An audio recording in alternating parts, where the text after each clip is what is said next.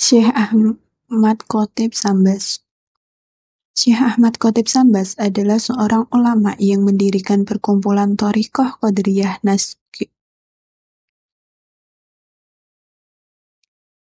Syekh Ahmad Khatib Sambas. Syekh Ahmad Khatib Sambas adalah seorang ulama yang mendirikan perkumpulan Thariqah Qadiriyah Naqsyabandiyah. Perkumpulan Thariqah ini merupakan penyatuan dan pengembangan terhadap metode dua thariqat Sufi besar yakni Qadiriyah dan Naqsyabandiyah. Ahmad Khatib Sambas dilahirkan di daerah Kampung Dagang Sambas, Kalimantan Barat pada bulan Safar 1217 Hijriah, bertepatan dengan tahun 1803 Masehi. Dari seorang ayah yang bernama Abdul Ghaffar bin Abdullah bin Muhammad bin Jamaluddin, Ahmad Khatib terlahir dari sebuah keluarga perantau dari Kampung Sangai. Pada masa-masa tersebut, tradisi merantau atau nomaden memang masih menjadi bagian cara hidup masyarakat di Kalimantan Barat. Sebagai sebuah daerah yang dibangun oleh Raja Tengah, keturunan dari Raja Brunei Darussalam pada tahun 1620 Masehi, dan menobatkan diri sebagai sebuah kerajaan 10 tahun kemudian.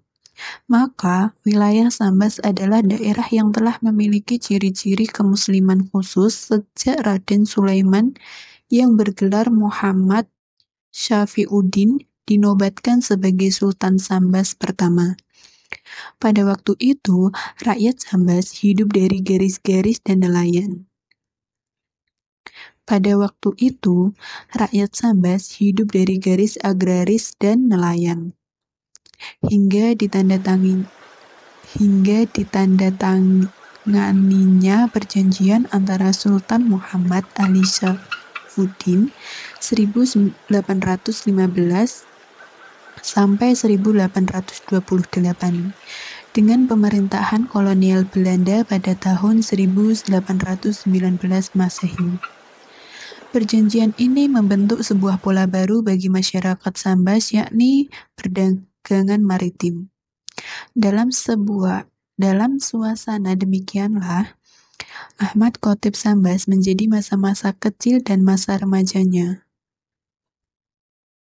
Dalam suasana demikianlah, Ahmad Khatib Sambas menjalani masa-masa kecil dan masa remajanya, di mana sejak kecil Ahmad Khatib Sambas diasuh oleh pamannya yang terkenal sangat alim dan warak di wilayah tersebut.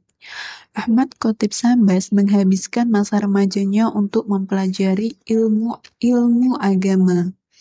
Ia berguru dari satu guru ke guru lainnya di wilayah Kesultanan Sambas. Salah satu gurunya yang terkenal di wilayah tersebut adalah Haji Nuruddin Mustafa, Imam Masjid Jami Kesultanan Sambas. Karena terlihat keistimewaannya terhadap penguasaan ilmu-ilmu keagamaan, Ahmad Khatib Sambas kemudian dikirim oleh orang tuanya untuk meneruskan pendidikannya ke Timur Tengah, khususnya Mekah. Pada tahun 1820 Masehi, Ahmad Khatib Sambas pun berangkat ke Tanah Suci untuk menuntaskan dahaga keilmuannya. Dari sini, kemudian ia menikah dengan seorang wanita Arab keturunan Melayu dan menetap di Mekah. Sejak saat itu, Ahmad Khatib Sambas memutuskan menetap di Mekah sampai wafat pada tahun 1875 Masehi. Guru-guru dan murid. Di antara guru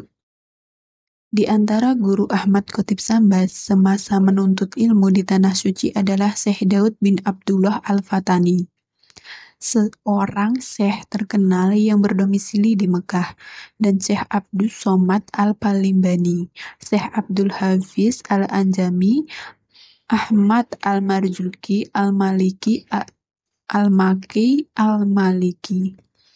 Sedangkan mengingat masa meninggalnya Syekh Muhammad Arsyad Al-Banjari adalah Oktober 1812 Masehi.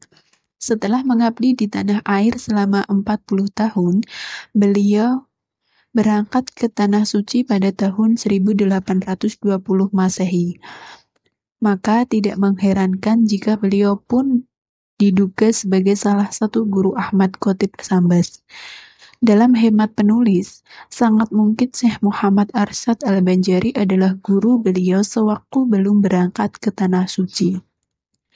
Pendapat ini setidaknya mematahkan penolakan bahwa Ahmad Khatib Sambas tidaklah mungkin pernah bertemu dengan Syekh Muhammad Arsyad Al-Banjari. Mengingat tradisi nomaden dan situasi politik era perdagangan maritim yang telah dijelaskan sebelumnya, maka sebenarnya sangat mungkin bagi Ahmad Khatib Sambas untuk bertemu dengan Syekh Muhammad Arsyad Al-Banjari, terutama bersama dengan bimbingan pamannya yang juga adalah seorang ulama. Ketika kemudian Ahmad Khatib telah menjadi seorang ulama, ia pun memiliki andil yang sangat besar dalam perkembangan kehidupan keagamaan di Nusantara. Meskipun sejak kepergiannya ke Tanah Suci, ia tidak pernah kembali lagi ke tanah air. Masyarakat Jawa dan Madura mengetahui disiplin ilmu Syekh Sambas. Demikian para ulama menyebutnya kemudian. Melalui ajaran-ajarannya, setelah mereka kembali dari Makkah, Syekh Sambas merupakan ulama yang sangat berpengaruh dan juga banyak melahirkan ulama-ulama terkemuka dalam bidang fikih dan tafsir. Termasuk Syekh Nawawi Al-Batani adalah seorang dari antara murid-murid beliau yang berhasil menjadi ulama termasyhur. Salah satunya adalah Syekh Abdul Karim Banten yang terkenal sebagai Sultanus Syekh. Ulama ini terkenal keras dalam imperialisme Belanda pada tahun 1888 yang mengorbankan pemberontakan yang terkenal sebagai pemberontakan petani Banten. Namun sayang, perjuangan fisik ini gagal. Kemudian meninggalkan Banten menuju Makkah untuk menggantikan Syekh Ahmad Khatib Sambas. Syekh Ahmad Khatib Sambas dalam mengajarkan disiplin ilmu Islam bekerja sama dengan para syekh besar lainnya yang bukan pengikut tariqah seperti Syekh Tolhah dari Cirebon dan Syekh Ahmad Hasbullah bin Muhammad dari Madura. Keduanya pernah menetap di Makkah.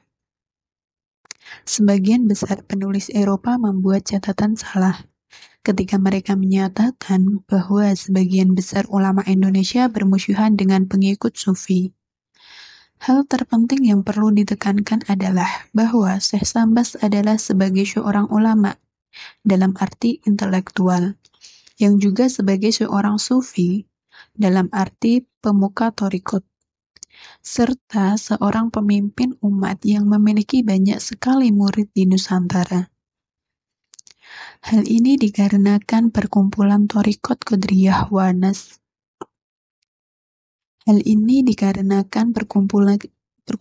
thariqat Qadiriyah wa Naqsabandiyah. Hal ini dikarenakan perkumpulan thariqat Qadiriyah wa Naqsabandiyah yang didirikannya telah menarik perhatian sebagai masyarakat Muslim Indonesia, khususnya di wilayah Madura, Banten, dan Cirebon yang tersebar luas hingga ke Malaysia, Singapura, Thailand, dan Brunei Darussalam. Peranan dan karyanya, perlawanan yang dilakukan oleh suku Sasak, pengikut thariqat Qadiriyah wa Naqsabandiyah yang dipimpin oleh Syekh Guru Bangkol juga merupakan bukti yang melengkapi pemberontakan petani Banten. Bahwa perlawanan terhadap pemerintah Belanda juga dipacu oleh keikutsertaan mereka dalam pengumpulan bahwa perlawanan terhadap pemerintahan Belanda juga dipicu oleh keikutsertaan mereka pada perkumpulan thariqah yang didirikan oleh Syekh Ahmad Khatib Sambas ini. Thariqat Qadiriyah wa Naqsabandiyah mempunyai peranan penting dalam kehidupan Muslim Indonesia, terutama dalam membantu membentuk karakter masyarakat Indonesia. Bukan semata karena Syekh Ahmad Khatib Sambas sebagai pendiri adalah orang dari Nusantara, tetapi bahwa para pengikut kedua thariqat ini adalah para pejuang yang gigih senantiasa mengorbankan perlawanan terhadap imperialisme Belanda dan harus berjuang Tetapi bahwa para pengikut kedua thariqat ini adalah para pejuang yang dengan gigih senantiasa mengorbankan perlawanan terhadap imperialisme Belanda dan terus berjuang melalui gerakan sosial keagamaan dan institusi pendidikan setelah kemerdekaan. Ajaran Syekh Ahmad Khatib Sambas hingga saat ini dapat dikenali dari karya Fathul Arifin yang merupakan notulensi dari ceramah-ceramahnya yang ditulis oleh salah seorang muridnya, Muhammad Ismail bin Abdurrahim. Notulensi ini dibukukan di Makkah pada tanggal tahun 1295 Hijriah. Kitab ini membuat tentang tata cara baiat, talqin, zikir, mukarobah, dan silsilah thariqah Qadiriyah wa Naqsyabandiyah. Buku inilah yang hingga saat ini masih dijadikan pegangan oleh para mursyid dan pengikut thariqah Qadiriyah wa Naqsyabandiyah untuk melaksanakan prosesi peribadahan khusus mereka. Dengan demikian, maka tentu saja nama Syekh Ahmad Khatib Sambas selalu dikenang dan dipanjatkan dalam setiap doa dan munajah para pengikut thariqah ini. Walaupun Syekh Ahmad Khatib Sambas termasyhur sebagai seorang tokoh sufi, namun beliau juga menghasilkan karya dalam bidang ilmu fikih yang merupakan manuskrip Risalat Jumat. Naskah tulisan tangan ini dijumpai tahun 1986. Bekas koleksi Haji Mansur yang berasal dari Pulau Subi, Kepulauan Riau. Demikian menurut Wan Sagir Abdullah, seorang ulama penulis asal Tanah Melayu. Kandungan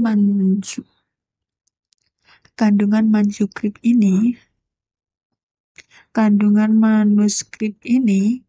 memberikan masalah seputar Jumat, juga membahas mengenai hukum penyembelihan secara Islam. Pada bagian akhir naskah manuskrip, terdapat pula sesuatu nasihat panjang. Manuskrip ini ditutup dengan beberapa amalan wirid beliau, selain amalan thariqat Qadiriyah Naqsabandiyah. Karya lain juga berupa manuskrip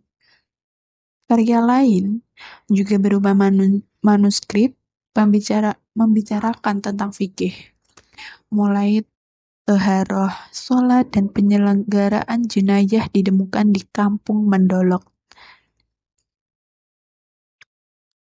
Karya lain juga berupa manuskrip pembicaraan tentang fikih, mulai toharoh, sholat, dan penyelenggaraan jenazah ditemukan di Kampung Mendalok, Sungai Kunyit, Kabupaten Pontianak, Kalimantan Barat pada 6 Syawal 1422 Hijriah atau 20 Desember 2001 Masehi.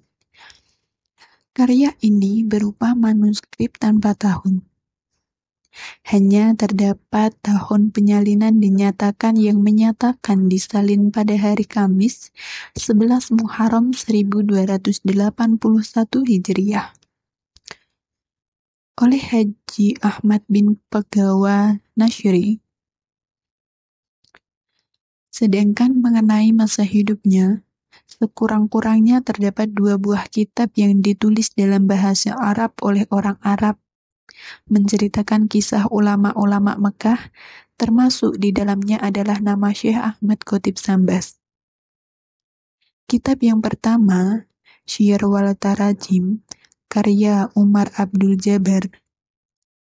Kitab kedua, Al-Muqtasar. Kitab kedua, Al-Muqtasar min Kitab Nashrin Naur wa Zahar, karya Abdullah Mirat Abdul Khair yang diringkaskan oleh Muhammad Said Al-Amudin dan Ahmad Ali. Umar Abdul Jabbar menyebut bulan Safar 1217 Hijriah, kira-kira bersamaan 1802 Masehi, sebagai tanggal lahirnya. Demikian pun Muhammad Said Al-Mahmudi. Namun, mengenai tahun wafatnya di Mekah, terdapat perbedaan. Abdullah Mirdad Abdul Khair menyebut bahwa Syekh Ahmad Khatib wafat tahun 1280 Hijriah, kira-kira bersamaan tahun 1863 Masehi. Tetapi, menurut Umar Abdul Jabbar, pada tahun 1289 Hijriah, kira-kira bersamaan tahun 1872 Masehi. Tahun wafat 1280 Hijriah yang disebut oleh Abdullah Mirdad Abdul Khair sudah pasti ditolak, karena berdasarkan sebuah manuskrip Fathul Arifin salinan Haji Muhammad Said bin Hasanuddin, Imam Singapura, menyebutkan bahwa Muhammad Sa'ad bin Muhammad Tasin al-Banjari mengambil thariqat atau berbayat dari gurunya, Syekh Ahmad Khatib, sedang berada di Mekah menjalani kholwat. Manuskrip ini menyebutkan bahwa bayat ini terjadi pada hari Rabu, ke-7 bulan Dzulhijjah, tahun 1286 Hijriah. Jadi berarti pada tanggal 7 Dzulhijjah 1286 Hijriah, Syekh Ahmad Khatib Sambas masih hidup. Oleh tanggal wafat Syekh Ahmad Khatib Sambas yang wafat tahun 1289 Hijriah yang disebut oleh Umar Abdul Jabbar lebih mendekati kebenaran.